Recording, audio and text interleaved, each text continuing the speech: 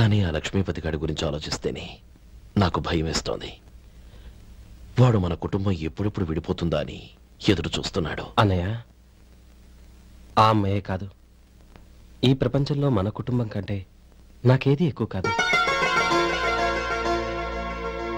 ఆ పెళ్లి గురించి నేను మర్చిపోయాను, మీరు మర్చిపోండి.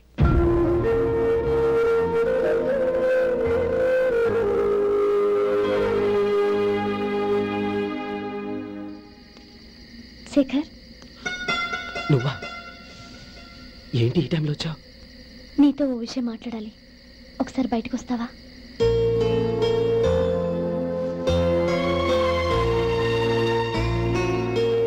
ఏంటి సూట్ కేసుతో వచ్చావు? శేఖర్, మా నాన్న నాకు వేరే పెళ్లి చేయాలని చూస్తున్నాడు. అందుకే నేను నిర్ణయానికి వచ్చాను. మనిద్దరం ఎక్కడికైనా పారిపోదాం. చూడండి, ఈ టైంలో నిన్ను నన్ను మా అన్నయ్య చూశాడంటే బాగోదు. నువ్వు వెళ్ళిపో. అన్నయ్య అన్నయ్య అన్నయ్య, ఎప్పుడు మీ అన్నయ్య మాటేనా? నీకు నేను ముఖ్యమా, మీ అన్నయ్య ముఖ్యమా? నాకు మా అన్నయ్య ముఖ్యం. శేఖర్, నీ గుండెల మీద చేయి వేసుకొని చెప్పు, నన్ను మర్చిపోయిన సుఖంగా ఉండగలవా? అది నాకు తెలియదు, కానీ మా అన్నయ్యకు తలవంపులు తెచ్చి ఖచ్చితంగా నేను మనశ్శాంతితో ఉండలేను. నా పరిస్థితి అర్థం చేసుకో. దయచేసి మీ నాన్న చూసిన సంబంధం చేసుకుని సుఖంగా ఉంటుంది. చాలా టైం అయింది, ఇంకా బయట క్షమించు.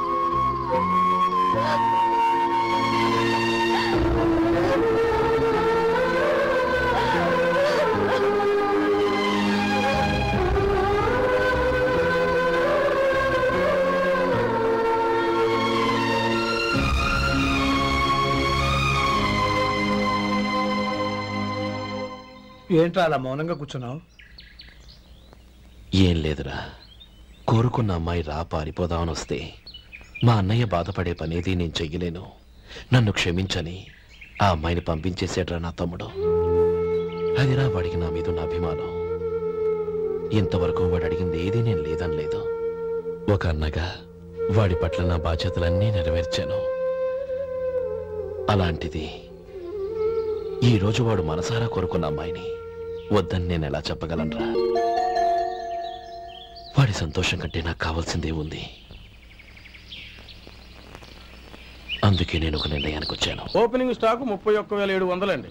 ఈ రోజు 200 లారీల్లో 21,500 ప్యాడీ వచ్చిందండి. అవి ఈ పక్కన సర్దించానండి. తర్వాత ఇవి నిన్నొచ్చిన ధాన్యం బస్తాలండి. 50 లారీల్లో 5,000 బస్తాల బియ్యం బయటకు పంపించామండి. సాయంత్రానికి మన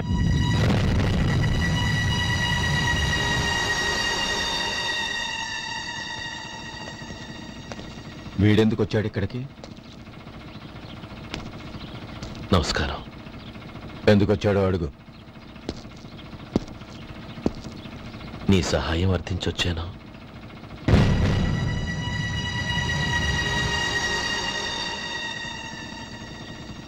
మీరు వెళ్ళండి. ఆ రోజు నీ చెల్లెల్ని నేను చేసుకోనన్నాను. ఏ పరిస్థితిలో అలా అన్నానో నీకు తెలుసు.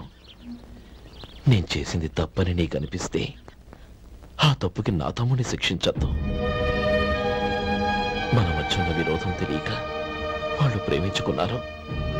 నేను నా తమ్ముడికి నీ కూతుర్నిమ్మని అడగడానికి వచ్చాను. దయచేసి వాళ్ళ పెళ్లికి అంగీకరించు. నీ మొహం చూస్తేనే పాపమని సొంత ఊరినే వదిలేసి వచ్చిన వాణ్ణి. అలాంటి నేను నీ ఇంటికి నా బిడ్డనివ్వాలా? ఇన్నేళ్లుగా నీ నీడ కూడా నా మీద పడకూడదని పట్టుదలగా ఉన్న నేను దాన్ని వదులుకొని నీతో సంబంధం కలుపుకోవాలా? సరే, నేను నా పట్టుదలని ఆత్మాభిమానాన్ని అన్నిటినీ వదులుకొని నా కూతుర్ని తమ్ముడికిచ్చి చేశానే అనుకో. దానికి బదులుగా నువ్వేం వదులుకుంటావు? ఏం వదులుకుంటావో చెప్పు.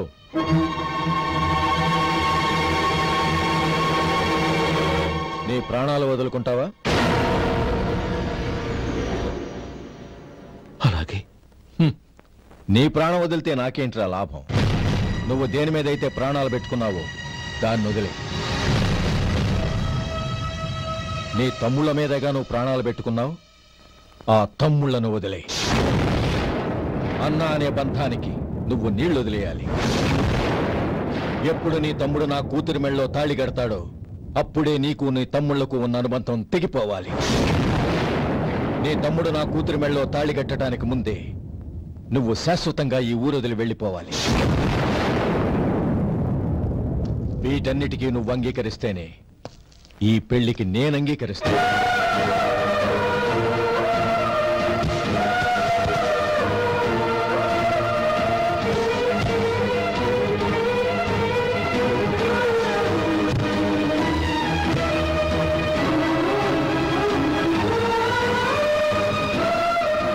ఏమంటావు?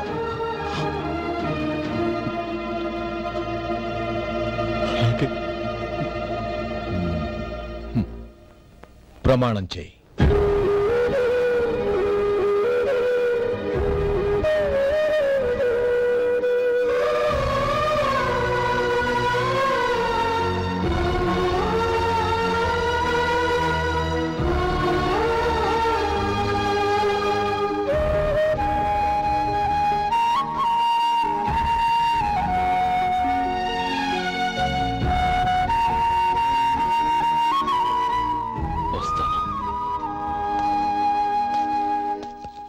అంకుల్, నందిని నాకిచ్చి పెళ్లి చేస్తానని చెప్పి ఇప్పుడు వాడి తమ్ముడికిచ్చి చేస్తానని మాటిచ్చారేంటి?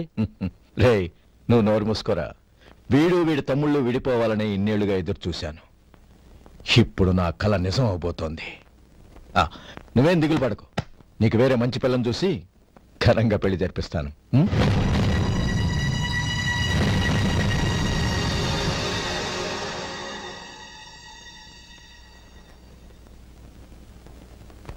శేఖర్, మధు, నానమ్మా, రే, నువ్వు చాలా అదృష్టవంతుడివిరా.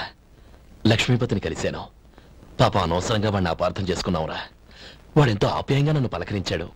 ఆనందంగా ఈ పెళ్లి ఒప్పుకో.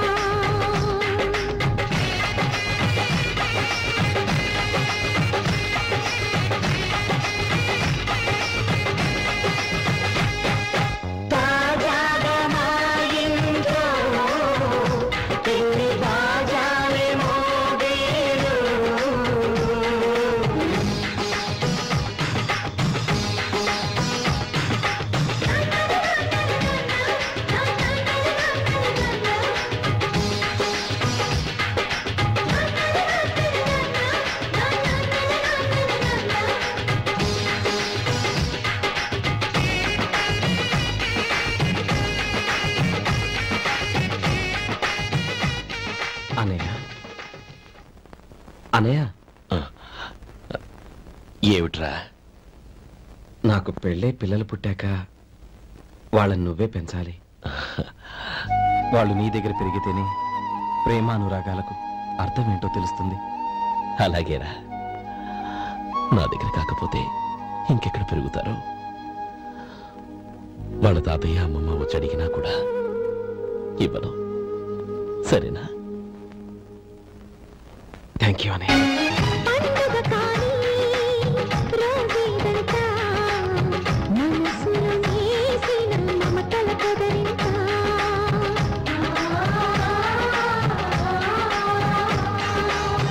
అందరి కోసం ఒంటరి అయినా అన్నకు పండుగ మా సుఖమేనంట.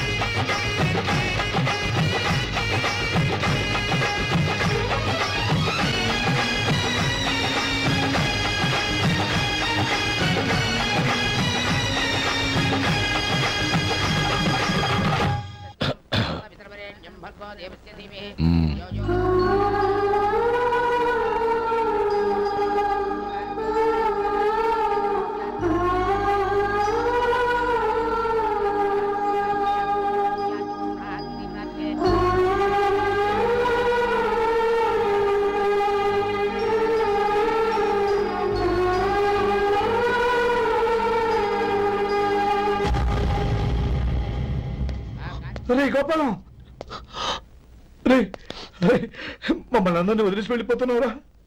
చంద్రం, నా తమ్ముళ్ళని ఎలా పెంచాలనుకున్నాను అలాగే పెంచాను, పెద్ద చేశాను. వాళ్ళందరూ సుఖంగా ఉన్నారు, అంతకంటే నాకు కావాల్సిందే వద్దురా. అయినా నేనెక్కడికి వెళ్తానురా? వాళ్ళ ఆనందంలో ఐకమత్యంలో నేను ఎప్పుడు ఉంటాను. ఏడోకు, ఎవరైనా చూస్తే బాగోదు. కళ్ళు తుడుచుకో, లోపలికి వెళ్ళు.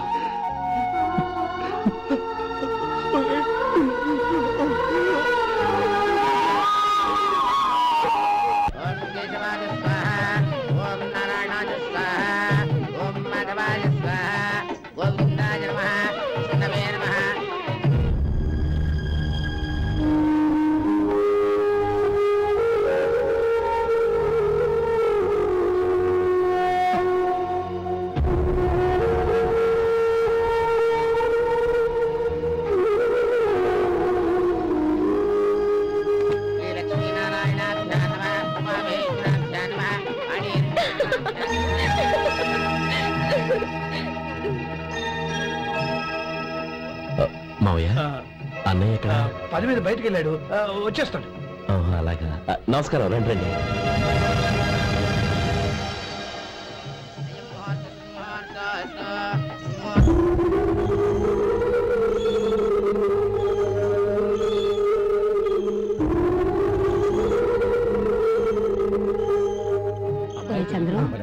గోపాలం ఎక్కడా కనపడడం లేదు. ఇందాక నీతో మాట్లాడుతుండగా చూశాను. అది ఎవరినో పిలవడం మర్చిపోయాడంట, అక్కడికి వెళ్ళాడు. ఈ పాటికి వచ్చేస్తుంటాడు. అలాగే.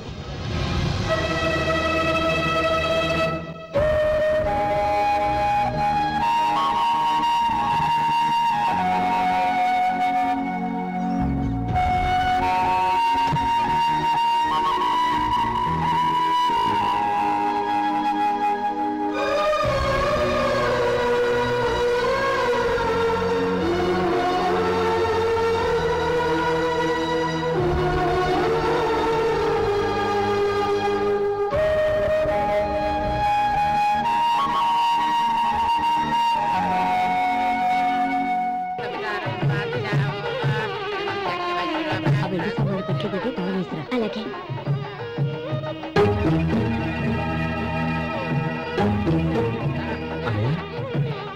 పెద్దనే ఏడి చిన్న పని మీద బయటికి వెళ్ళాడంట, ఇప్పుడు వచ్చేస్తాడు.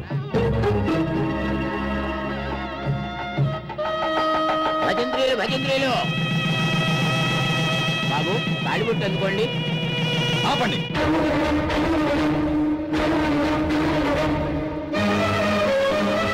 మా అన్నయ్య రాలేదు, తర్వాత తాళి కట్టాను.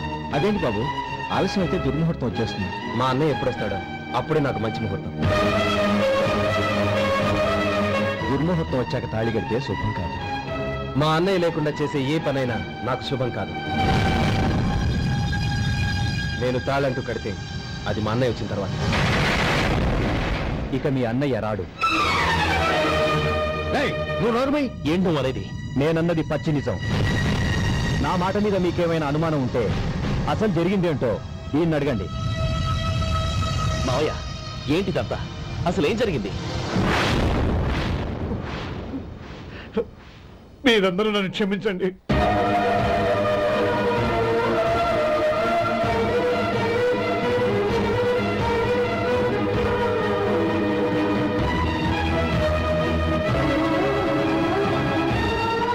ఇది బాబు జరిగింది.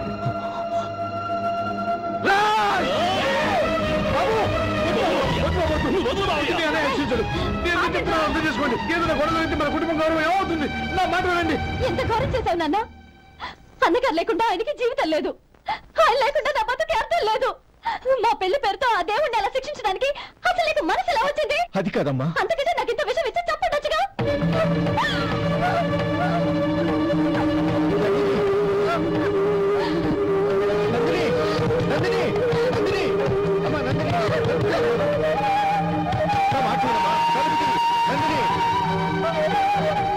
ఎందుకే బాధపడతావు? వాడు కట్టుకోకపోతేనే నిన్ను చేసుకోవడానికి నేనున్నానుగా.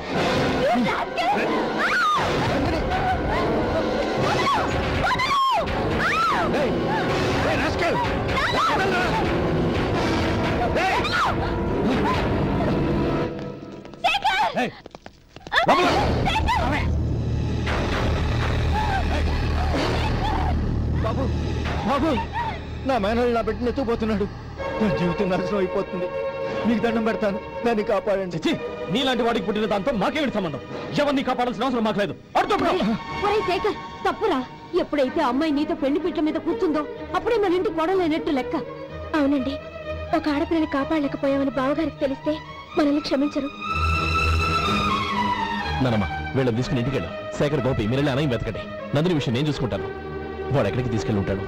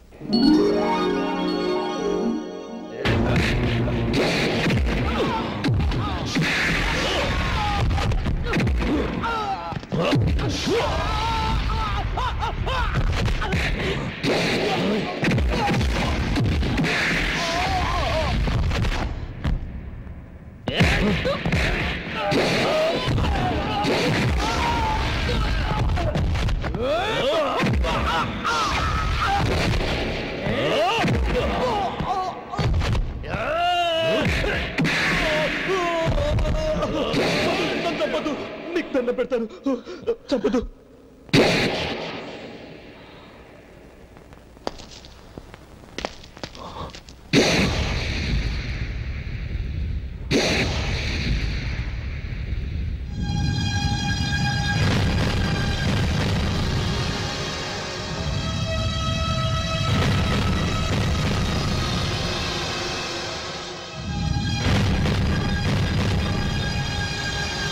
నన్ను క్షమించు లక్ష్మీపతి.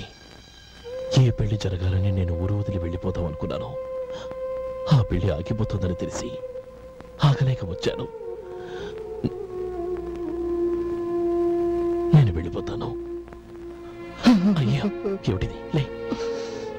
నన్ను క్షమించు గోపాలం. ఆ శ్రీరామచంద్రుడు తండ్రి కోరిక మీద అడవులకు వెళ్ళాడు. కానీ తమ్ముళ్ళ క్షేమం కోసం ఊరొదిలి వెళ్తానన్న నువ్వు ఆ రామచంద్రుడి కంటే గొప్పవాడు.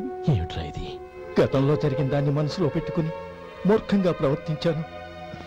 నా తప్పును క్షమించి నా కూతుర్ని నీ ఇంటి కోడలిగా చేసుకుంటావు కదూ?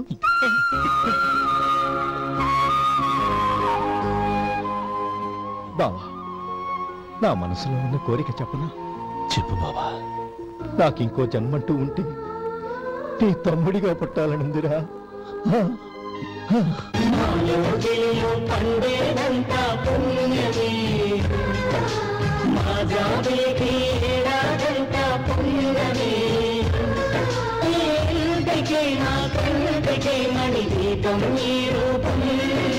ప్రేమకు ప్రతిరూపం మానవుడిలో పండేదంతా పుణ్యమే.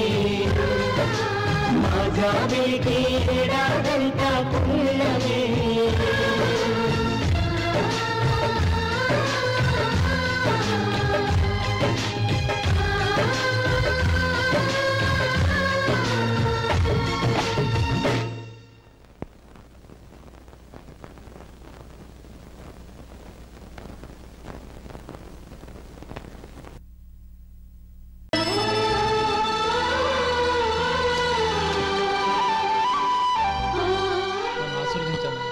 భగవంతుడు నిన్ను చల్లగా చూస్తాడు. ఏంట్రా విషయం? నాకు పోస్టింగ్ ఆర్డర్ వచ్చింది. అలాగా? మన ఊళ్ళోనే నన్ను ఎస్ఐగా అపాయింట్ చేశారు. చాలా సంతోషంరా.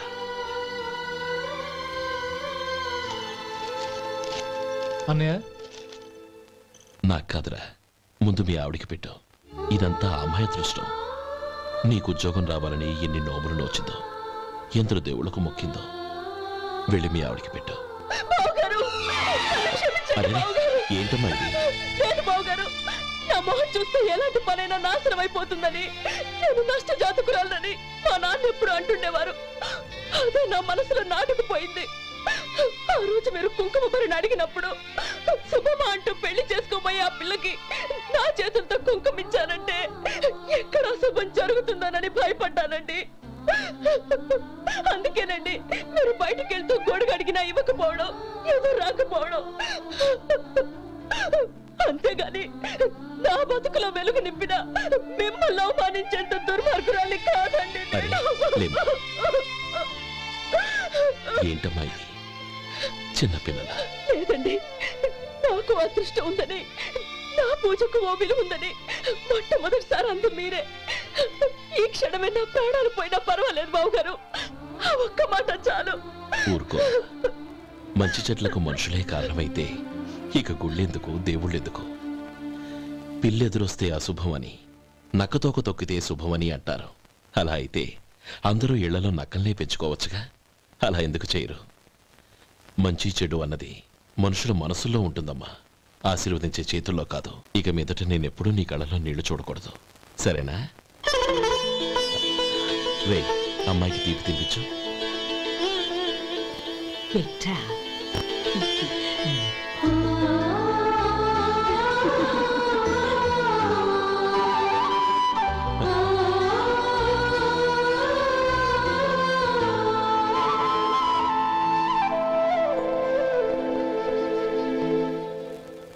మధు, చిన్నప్పుడు నేను ఒక్కడనే కష్టపడుతున్నానని, నాకు సాయంగా ఉండాలని చదువు అవ్వలేదన్న వంకతో చదువు మానేశావు. ఇప్పుడు నీ తమ్ముళ్ళిద్దరూ అభివృద్ధిలోకి వచ్చారు. మరుదులిద్దరికీ మంచి ఉద్యోగాలు వచ్చాయి. తన భర్త మాత్రం అలాగే ఉన్నాడని నీ భార్య బాధపడదు. చూడు మధు, చదువుకున్నోళ్లే వృద్ధిలోకి రావాలని ఏమీ లేదు. కృషి పట్టుదల ఉంటే ఎవరైనా ఏదైనా సాధించవచ్చు. నీకు తెలివితేటలున్నాయి. నువ్వు తలుచుకుంటే కానిదంటూ ఏదీ లేదు. పైగా నీకు సాయిగా మేమందరం ఉన్నాం.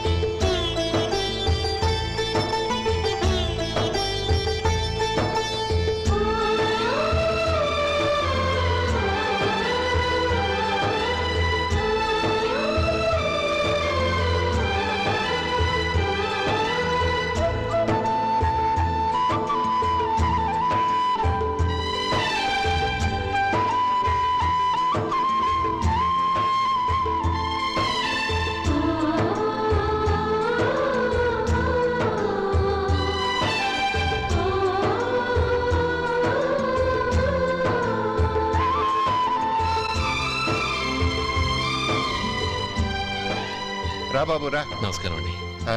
వచ్చే వారి నుంచి 100 పచ్చడి బాటిళ్లు 100 మసాలా ప్యాకెట్లు ఎక్కువేయండి. అలాగేనండి. మార్కెట్లో మీ ప్రోడక్ట్స్ కి మంచి పేరు వచ్చింది. చాలా సంతోషం అండి. వస్తానండి. Best of luck.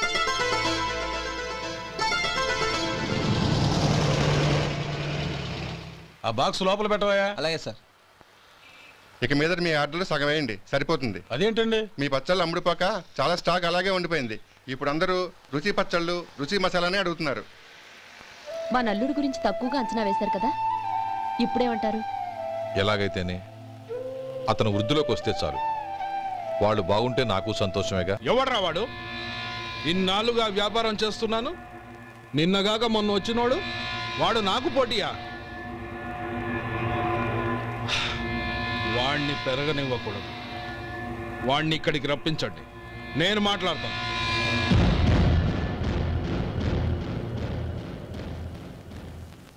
నమస్కారం అండి.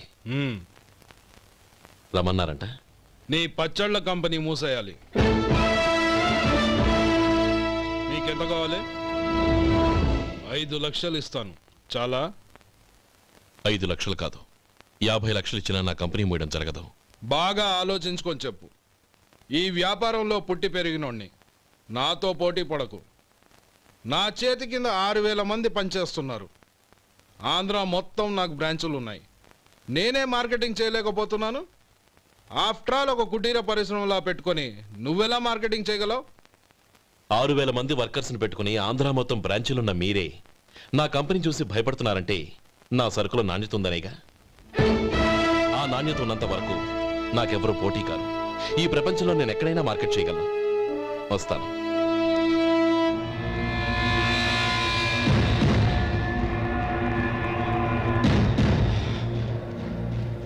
ఇక్కడ ఏం లేదండి. ఇక్కడ ఏం లేదండి. ఇప్పుడు ఊపిరి పీల్చి బిగ్బట్టు, నెమ్మదిగా వదిలి. ఓకే, లే, నెమ్మదిగా ఇలా వచ్చి కూర్చో. ఏం లేదు, మామూలు కడుపు నొప్పే. ఈ టాబ్లెట్స్ 3 రోజులు వాడు. ఎలా వాడాలో ఇందులో రాశాను. మన 2 ఊర్ల పొలిమేరలో ఉన్న ఈ మల్లికార్జున స్వామి వారి దేవాలయం జీర్ణదశలో ఉందన్న విషయం మీ అందరికీ తెలుసు. ఇన్నాళ్ళు మీ ఊరు వాళ్ళు పట్టించుకుంటారని మా ఊరి వాళ్ళు, మా ఊరి వాళ్ళు పట్టించుకుంటారని మీ ఊరి వాళ్ళు దీన్ని ఇలా వదిలేశారు.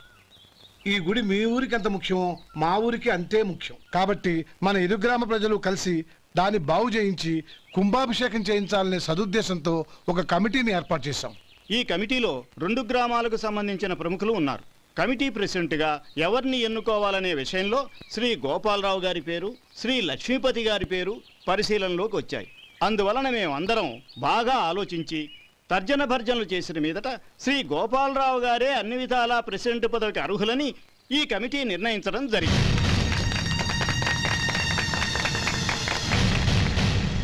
అంచేత ఈ ఉభయ గ్రామ ప్రజలు శ్రీ గోపాలరావు గారికి ఉదారంగా విరాళాలు అందజేసి ఈ శుభకార్యాన్ని జయప్రదం చేయవలసిందిగా కోరుతున్నాం. ఏంటి ఇంకా రాలేదా? ఏంటయ్యా టైం 10 అవుతోంది. బోర్డు మీద 10 గంటలను రాసింది. మీ డాక్టర్ ఇంకా రాలేదు. అసలు మీ డాక్టర్ కి టైం సెన్స్, పంక్చువాలిటీ ఏమైనా ఉన్నాయా? ఇంతకీ మీరెవరండి? నేను డాక్టర్ అమ్మని. ఓహో, మీరు డాక్టరేనా? డాక్టర్ అంటే డాక్టర్ని కాదయ్యా, డాక్టర్ని చేసుకోబోయేదానని అర్థం. ఓహో, అవును, నువ్వెవరు? నేను ఇక్కడ టోకన్ ఇస్తూ ఉంటానులేండి. తప్పుకో. తప్పుకోవయ్యా. అవును, మీ డాక్టర్ కి ఎవరో అన్నయ్య ఉన్నాడంట కదా, ఎలాంటోడు? ఎలాంటోడంటే అదేనయ్యా, చాలా కోపిస్తని విన్నాను. ఎందుకని అడుగుతున్నారు? ఎందుకంటావేంటయ్యా? ఆ అన్నయ్య మాట వినగానే మీ డాక్టర్ గడగడా వణికిపోతాడు. అసలు డాక్టర్ చదివే తమ్ముణ్ణి అలా భయపెట్టచ్చా? తప్పు కదా? తప్పేనండి. కాని కాని నాకు మీ డాక్టర్ కి పెళ్ళవని ఆ అన్నయ్య సంగతి అప్పుడు చెప్తాను. ఏం చేస్తారండి? ఏం చేస్తానా? సంవత్సరం తిరగకుండానే కవల పిల్లల్ని కని వాళ్ళ అన్నయ్య చేతిలో పెడతాను. వాళ్ళకి 5 సంవత్సరాలు వచ్చేసరికి ఆయన్ని బాగా మొట్టికెళ్ళేస్తారు. అలా నా కసి తీర్చుకుంటాను. ఈ డాక్టర్ ఎప్పుడు వస్తాడో ఏంటో. అది సర్లే కాని నువ్వు పని చేయి. మీ డాక్టర్ రాగానే నేను వచ్చి వెళ్ళానని చెప్పు. నేను అంటే ఓ, నా పేరు చెప్పలేదు కదా, నందిని. ఏం చెప్తావు? అదేనండి, నందిని గారు వచ్చి వెళ్ళారు అని చెప్తాను. గుడ్, పైకి వస్తావు.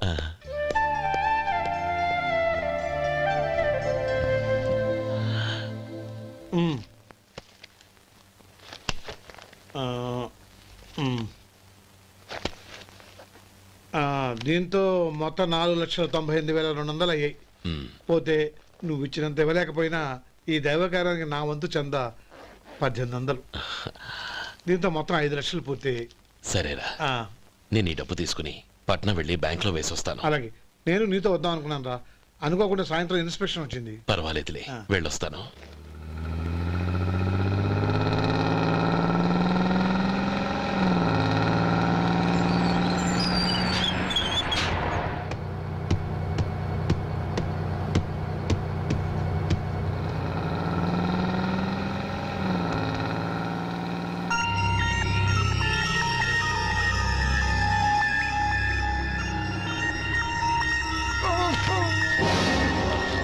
అయ్యో, మూర్చా మూర్చా, బసాపండి బసాపండి. ఇదిగోండి తాళం చేతులు పూర్తి. ఈ తాళాలు చేతిలో పెట్టండి. వీటి వల్ల ప్రయోజనం లేదు. 4 ఖర్చుకోకుండా పళ్ళ మధ్య పెట్టడానికి గట్టిగా ఏదైనా ఉంటే ఇవ్వండి. ఇదిగో ఇది చూడండి.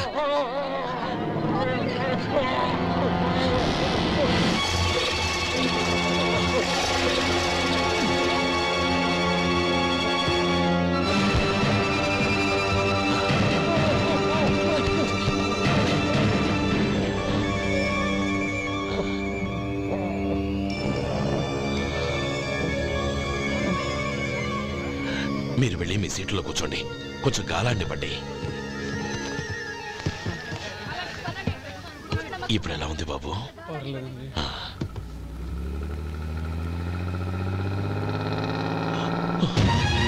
నా బ్యాగ్, నా బ్యాగ్ ఎవరైనా చూసారా? అందులో 5 లక్షలు ఉన్నాయి. నా బ్యాగ్ వెంటనే బస్తాపండి. ఎవరిని కింద దిగవద్దు, అందరినీ చెక్ చేయండి. నా అంచనా తప్పు కాలేదు. వాడి మంచితనమే వాడిని దెబ్బకొట్టి మన వాళ్ళని పంపించి గుడి తాలూకు డబ్బు కొట్టేశాడని పోలీస్ కంప్లైంట్ ఇవ్వండి. ఇప్పుడు ఆ స్టేషన్లో ఎస్ఐ వాడి తమ్ముడే. వాడే వెళ్ళి వాడి అన్నయ్యని అరెస్ట్ చేసి వీధుల్లో నడిపించుకు తీసుకురావాలి. అది నేను కళ్ళారా చూడాలి, మనసారా సంతోషించాలి. అయ్యో గోపాలం గారు, గోపాలం గారు, మీరు దేవస్థానం సొమ్ము దొంగిలించారని ఎవరో పోలీస్ కంప్లైంట్ ఇచ్చారంట. మిమ్మల్ని అరెస్ట్ చేయడానికి మీ తమ్ముడు గారు వస్తున్నారు.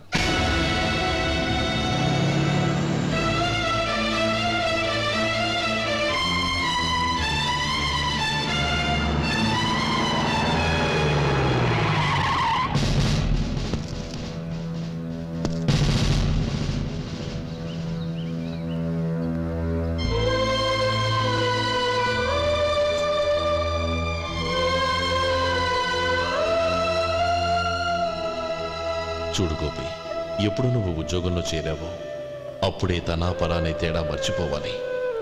నేరం చేసిన వాడు నీ తమ్ముడైనా అన్నైనా సరే శిక్షించాల్సిన బాధ్యత నీది. అదే నువ్వు నీ ఉద్యోగానికి ఇచ్చే గౌరవం.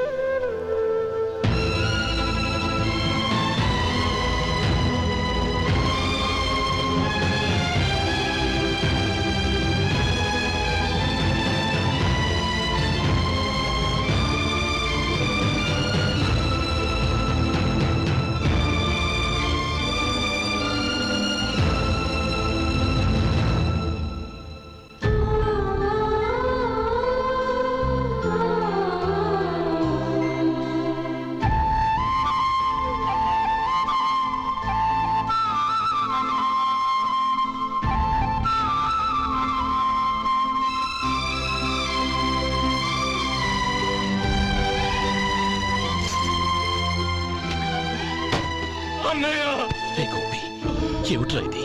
నన్ను క్షమించు అన్నయ్య. నేను కోరి ఉద్యోగుల చేరిన మాట నిజమే, కానీ ఇలాంటి పరిస్థితి ఎదురవుతుంది అనుకోలేదు. నా ఒంట్లో ప్రతి రక్త పట్టు నీ భిక్షానన్నయ్య. నిన్ను అవమానపరిచి ఉద్యోగం నిలబెట్టుకునే బదులు నా ప్రాణాలను వదులుకుంటారు, కానీ ఈ పని మాత్రం నేను చేయలేనన్నయ్య.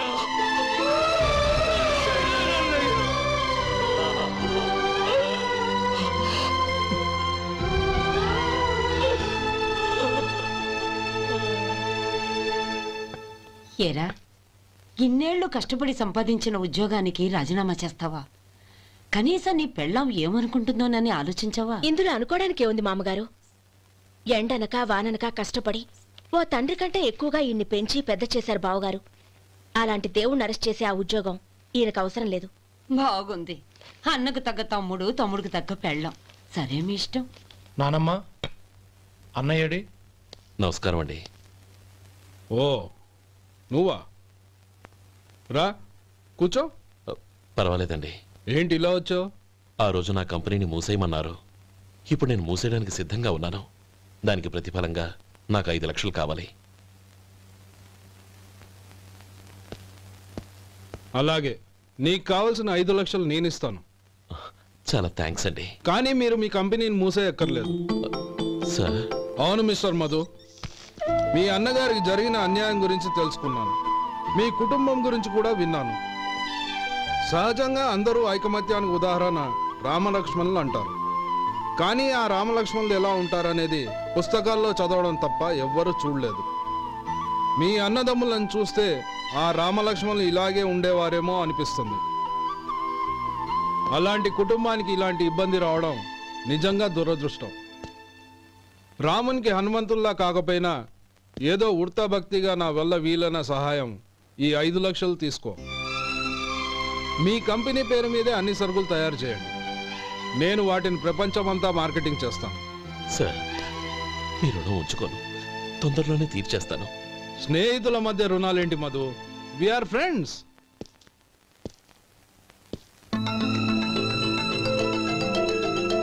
ఏంటే అక్కడ ఆగిపోయావు? రా. నువ్వు మీ అన్నయ్యని అరెస్ట్ చేయడానికి అట్టెళ్ళావు, ఆయన లొంగిపోవడానికి ఇటు వచ్చారు. అవును, యూనిఫామ్ చేత్తో పట్టుకొచ్చావేంటి? సార్, నేను రే, ఈ మాత్రం దానికే బెదిరిపోయి ఉద్యోగం వదులుకుంటావా?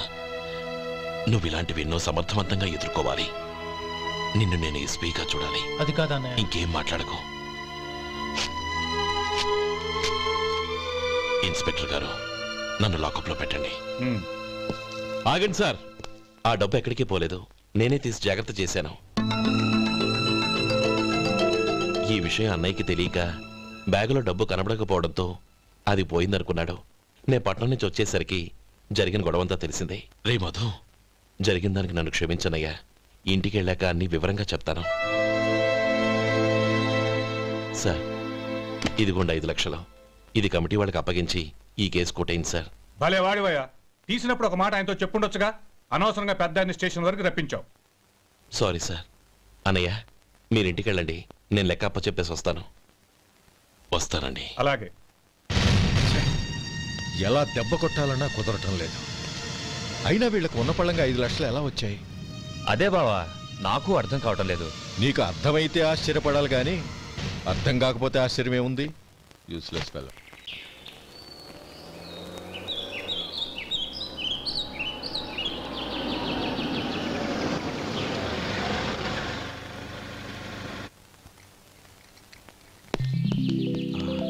నువ్వు ఇక్కడే ఉండు. అన్నయ్య మూడు ఎలా ఉందో చూసి నేను లోపలికి తీసుకెళ్తాను. ఓకే? అలాగే.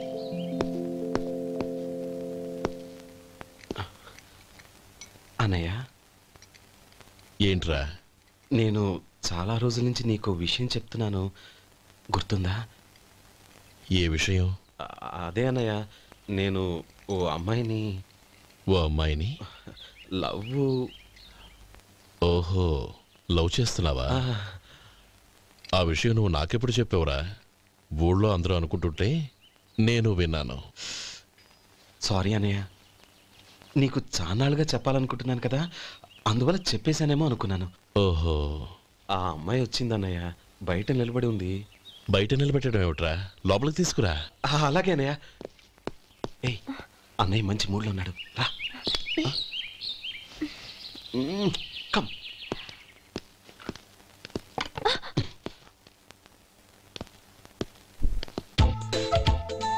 ఎందుకంటావేంటయ్యా? ఆ అన్నయ్య మాట వినగానే మీ డాక్టర్ గడగడ వణికిపోతాడు. అసలు డాక్టర్ చదివే తమ్ముడిని అలా భయపెట్టచ్చా? తప్పు కదా? తప్పేనండి. నమస్కారం. అదేంట్రా, మనిషో పక్కనుంటే నమస్కారం ఇంకో పక్కన ఉంది? అది మర్యాద అన్నయ్య, మర్యాద.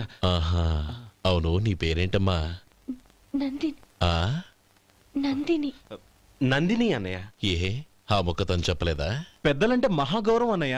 మేమిద్దరం ఇంత క్లోజ్ ఫ్రెండ్స్ కదా, ఆయన నాతో కూడా ఎక్కువ మాట్లాడదు. ఓహో కదా. నాకు మీ డాక్టర్కి పెళ్ళవని అప్పుడు అన్నయ్య సంగతి చెప్తాను. ఏం చేస్తానండి? ఏం చేస్తానా? సంవత్సరం తిరగకుండానే కవల పిల్లల్ని కని వాళ్ళ అన్నయ్య చేతిలో పెడతాను. వాళ్ళకి 5 సంవత్సరాలు వచ్చేసరికి ఆయన్ని బాగా ముట్టిగలేస్తారు. అవును, అమ్మాయి మోహం చూడకుండా నిర్ణయం ఎలా తీసుకోనరా? తలెత్తు.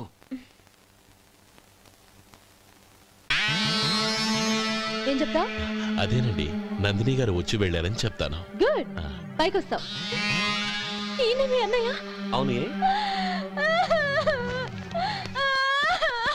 నందిని, ఏమైంది? ఎందుకు ఏడుస్తున్నావు?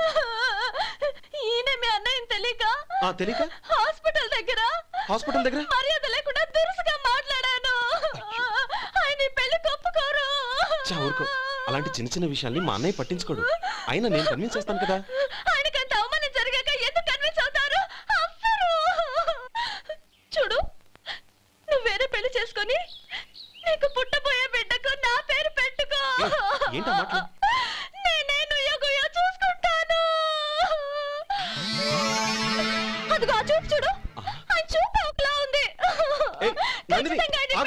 నందిని, నా మాట విను ప్లీజ్. నందిని. శేఖర్, ఆ అమ్మాయి చెప్పింది నిజమే. తనని ఎప్పుడైతే హాస్పిటల్ దగ్గర చూశానో అప్పుడే నేను నిర్ణయానికి వచ్చేసాను. విన్నావా? నేను చెప్పానుగా, ఆయన ఆల్రెడీ ఓ నిర్ణయానికి వచ్చేసారట. ఇక నేను వెళ్తాను. అలాగే వెళ్ళి ఈసారి వచ్చేటప్పుడు మీ అమ్మా నాన్నల్ని తీసుకురా. ముహూర్తాలు ఎప్పుడు పెట్టుకోవాలో నిర్ణయించుకుంటాం. అర్థం కాలేదా? నువ్వే మా వాడికి సరైన జోడి. అదే నేను తీసుకున్న నిర్ణయం.